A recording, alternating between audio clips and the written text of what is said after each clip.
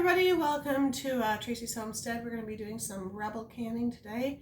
It's not much of a Rebel can, just changing the amounts of sugar that we might want in our strawberry preserves. We're not going to be using bottled lemon juice. We're going to be using fresh because that's what I have. And no pectin. Not all preserves need pectin. Not all recipes call for pectin, but I prefer just not to use the pectin. Reduces my cost per jar and makes it a little simpler on me. So let's go ahead and make some strawberry preserves. Now in the future I would love to use my homegrown strawberries, but my strawberry plants are still getting established. So we're using some Aldi strawberries that were pretty cheap. It was $1.50 per package for a pound of strawberries. So I'm going to save 1 pound for my kids to eat because they love them. And then we're going to do the rest of them. So we'll have 7 pounds and we'll see how many jars we get. So what I'm using first is, I actually have this grapefruit spoon. It has like these little teeth on the top. And what I do is I go ahead and flick off the tops. I'm just putting them in my compost / chicken bin. And then after I've gotten the tops off, I bring them over to a bowl of water to kind of rinse them off. Okay. And then we're going to pop whole strawberries into a pot of just a little bit of water just so that it doesn't burn. So we're going to do that. So I'll show you how that process goes.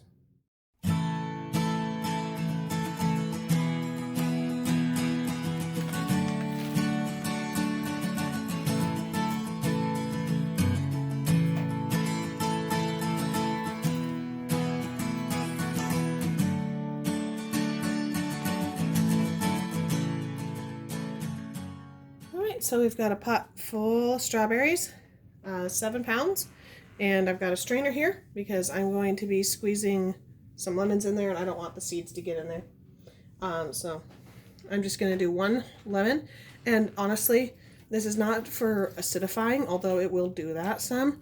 This is so that they keep kind of that bright red color. So I'm really not worried at all about how acidic this is. The strawberries fruit is naturally fairly acidic and you don't really have to worry about that, but I wanted to get the nice bright colors to stay in there. So we'll squeeze the lemon in, then we'll mix it in, and then we'll turn on the pot and start to cook it down. I'll start it off higher so it can start to bubble, and then I'll turn it down lower so we don't accidentally burn any strawberries. We're not adding sugar yet. We're going to start cooking them down a little bit first before we add our sugar, because we want to taste it and see the flavor that we actually like. All right, so I'll just turn on my burner, and I might give this a little toss to get the lemon juice all over it. It's not hot yet, so I can do it with my hands. And I'm not even going to put a lid on it because we actually want the liquid to reduce in there. So we want it to kind of steam up. All right, I'll bring you back once these are starting to soften. So as you can see, the strawberries are kind of getting stewed. All right, and so what we're going to do is we're going to add sugar. Now, I've decided that based on my fall canning book that I'm going to go ahead and start with, sorry about the focus there. I'm going to go ahead and start with 4 pounds of sugar, and we're going to see where that puts us. All right, let's do it.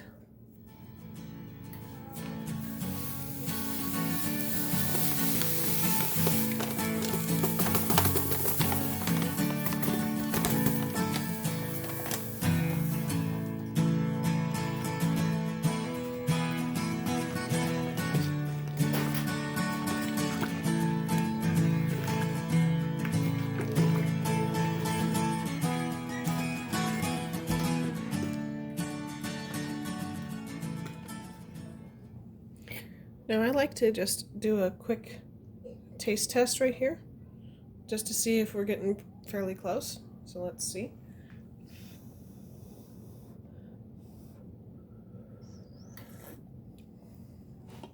it tastes plenty sweet. I'm not going to add any more sugar. Instead, I'm just going to let this boil and thicken.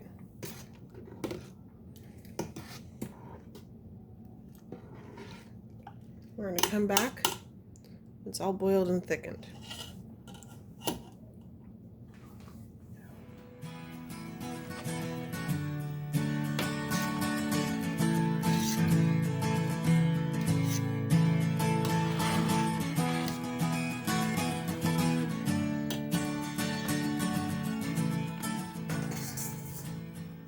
Alright, so I've had the strawberries reducing for a while.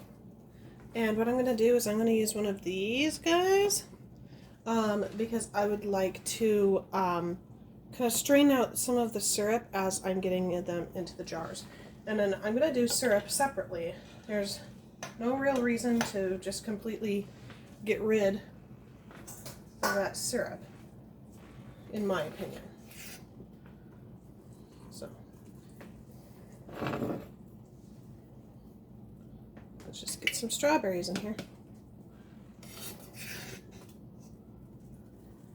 Enough of the syrup comes with it.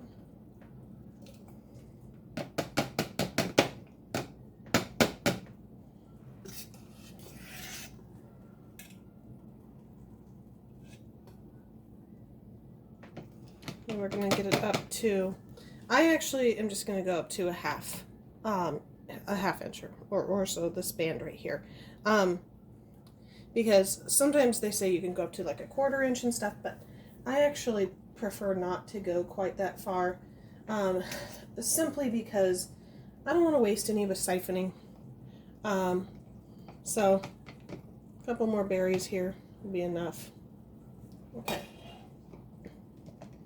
So I'm going to just load up as many pint jars as I can with these preserves. And then once I've got them all loaded up, I'm going to do a couple pint jars, however much is left, with the strawberry syrup. All right.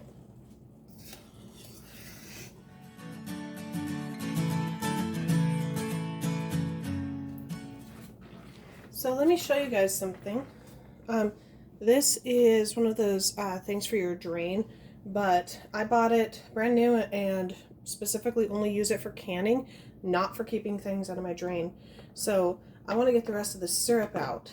So what I'm going to be doing is I'm going to stick it right here, and I'm going to use my ladle. And this will, if there's chunks of actual strawberry in there, it'll get caught in this sieve, and I can put it into a different jar. We'll just see how many we get. It's just fun, right? This syrup is good. You can add it to lemonade, or you can freeze it into popsicles, or you can use it to make jelly later in the winter when you are tired of winter and you want to do some kind of a summer activity. You can do this. You can also add it to milk, like strawberry milk. All sorts of good stuff. Mix it into your pancakes. Leave out the sugar, just mix it into your pancakes, or just top your pancakes with it. Another good option.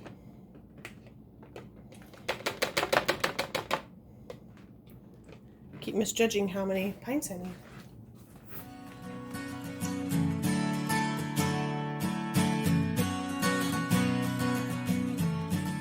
This one will be my chef's snack.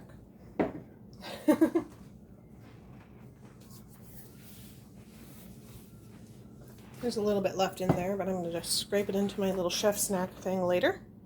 And so now we've got, let's see, we've got 1, 2, 3, 4, 5 jars of the syrup and 4 jars of the strawberries. I'm going to gently rub my finger around the edge. Make sure that they're not too sticky. Make sure that there's no chips. And I do feel that they're kind of sticky, so I will get a paper towel and get it damp and wipe the edges. Now you don't want anything in between the glass and the rubber of the lid because it can affect the seal. You don't actually have to worry about anything on these rings. Don't worry about that. Don't waste your time, because that's not gonna affect the seal. The seal is the contact between the rubber and the glass. As long as the rubber and the glass have a nice contact, and see, there wasn't that much. You can see a tiny bit of color, but not much. So that's why I reuse lids, and that's another part of this that's going to be rebel canning, because I have lids I've used before. I'm very serious about making sure that my lids are perfect. I have other videos that include details on how I do that. So instead of repeating all of that, I'm just going to show you that I'm testing them. Trust me. I'm making sure that they're good.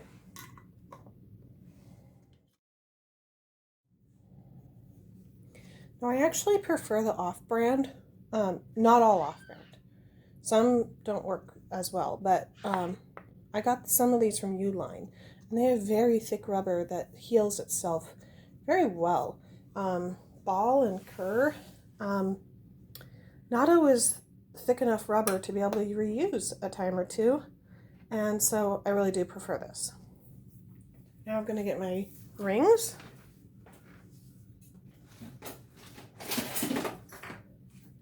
And I use this guy. It's a paper towel holder to hold my rings.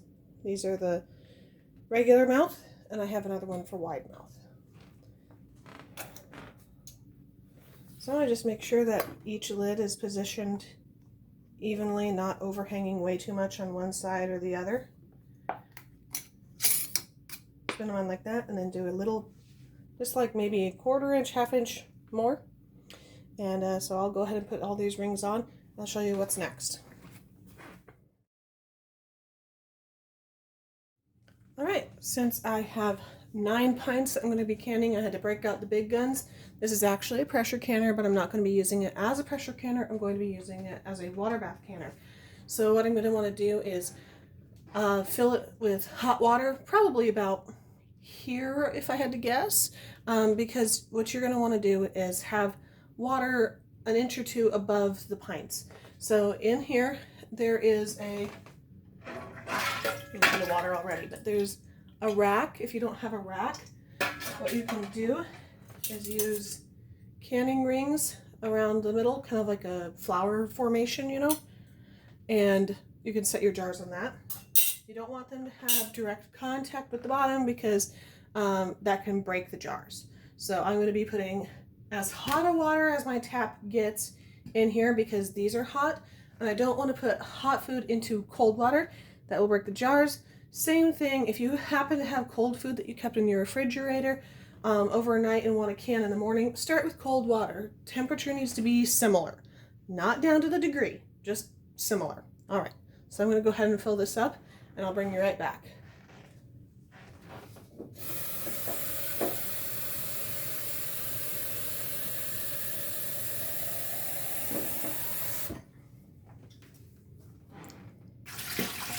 Alright, I got this precariously balanced between the stove and my baby bump. Don't worry, nothing's on. But this is the only way I could get a fairly steady camera here without wiggling it every time I moved. So you're basically just going to load them in. I'm going to go ahead and do my actual strawberries toward one side and then the syrup toward another. Just so it's organized in my mind.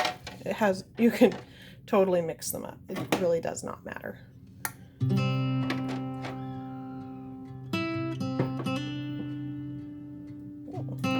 this is hot.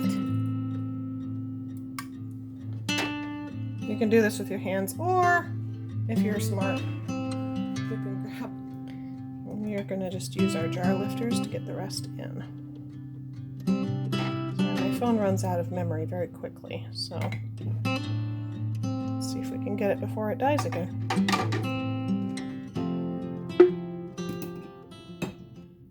You want to make sure that you've got an inch or two of water above your jars. I measure it by knuckle. Yep, it's more than a knuckle. It's about 1.5 inches. So there we go. So you want to make sure you have a lid for your canner. If you don't have a regular lid, pretty much anything will do. Tin foil, pizza pan, whatever you got. Okay, so we're going to want to make sure that this is boiling. And I see some boiling, but I'm going to give it another minute or so before I actually start timing it. Because you want it to be at a good rolling boil before you start timing it. And I'm going to be canning these for 15 minutes. Some jams and jellies you can do 10 minutes. I'm just going to do 15 because whenever I'm doing a kind of a rebel canning thing, I like to make it a little extra safe. Because, I mean, nobody wants to cause any harm to their families or anything. So I'm going to go with 15 just to make it a little extra safe.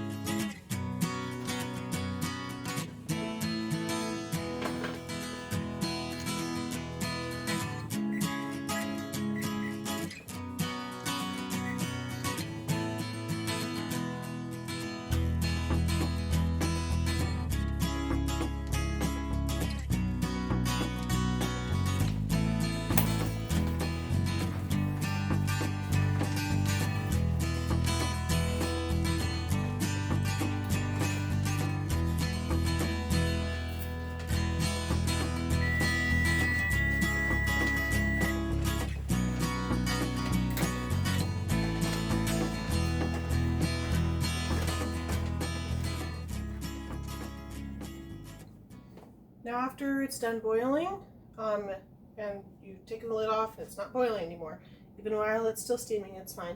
Go ahead and use your tongs here to pick them up and set them on a cloth. And then I like to cover mine with another cloth just so that it doesn't cool down too fast and change temperatures too fast. So I like to put them fairly close together. You can already hear them pinging away.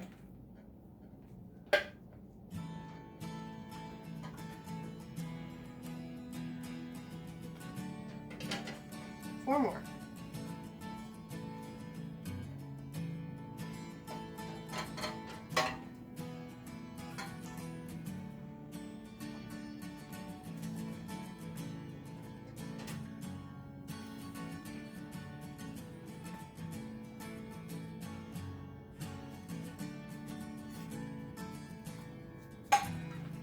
That was beautiful.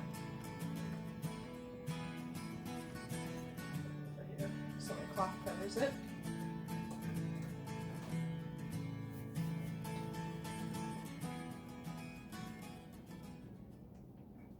And now I get to take the one that wasn't completely full out of the fridge and give it a little taste test.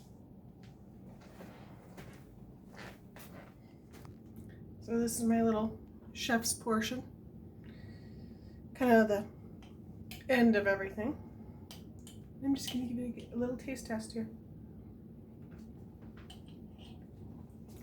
It's nice and sweet. Woo! Very nice and sweet.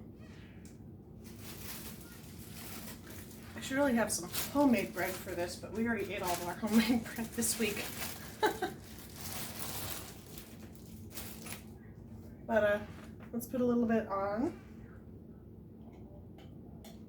piece of bread.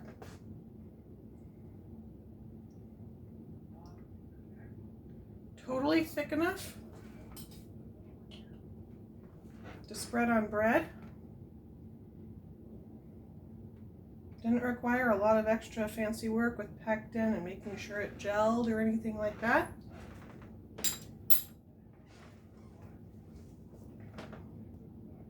There we go.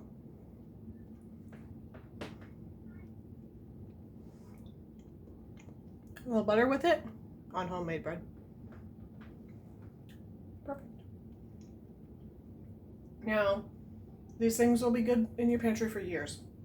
Years, years, years. Take off the rings tomorrow after they're done sealing. and put them on your pantry. I don't like to stack my jars on top of each other unless I put a piece of cardboard in between, but they'll be good forever. If you get to a jar and the lid is loose or has come off or is like doesn't have that suck sound when you pull it off, it's better to just toss it. Compost, feed it to the chickens, depending, whatever you think is best. But sometimes jars do lose seals. It just happens. Always inspect the food you're gonna eat. Kind of common sense, you know. If you grabbed a piece of cheese from the fridge and you saw mold on it, you'd go, that's been in there longer than I thought. Same with canned foods. So, I'm gonna enjoy this. I hope you guys get to do some preserves.